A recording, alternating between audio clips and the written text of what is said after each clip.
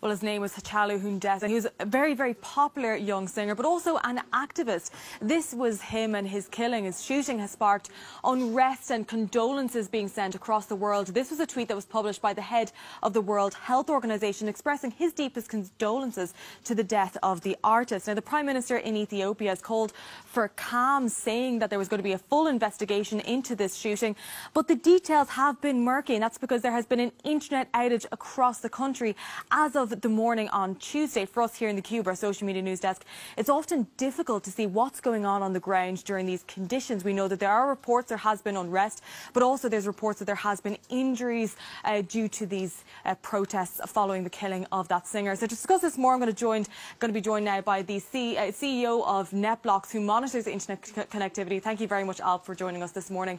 So can you tell us what the current condition is with regards to the internet and why it is so significant?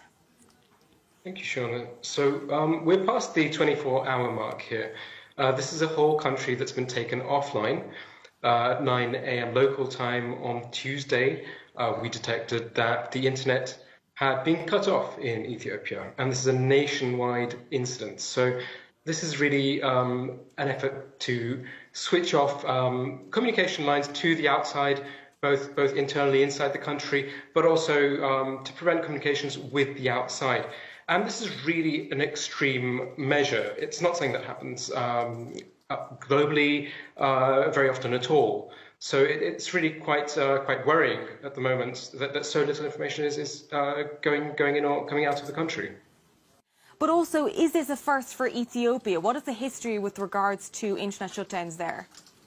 So for Ethiopia, we have to go back a bit further to the summer of 2019. Now, there was the assassination and the alleged coup attempt that happened in the Amhara region. And that's when we saw the last major blackout, anything like what we're seeing right now. During that incident, internet was cut for a period of 10 days, certainly in most of the country, according to our data at NetBlocks. So this is something that happened a year ago on this scale, and there was really an outcry. There was really distress because it stops people from knowing what's going on in their country. It becomes a source of misinformation of and by itself.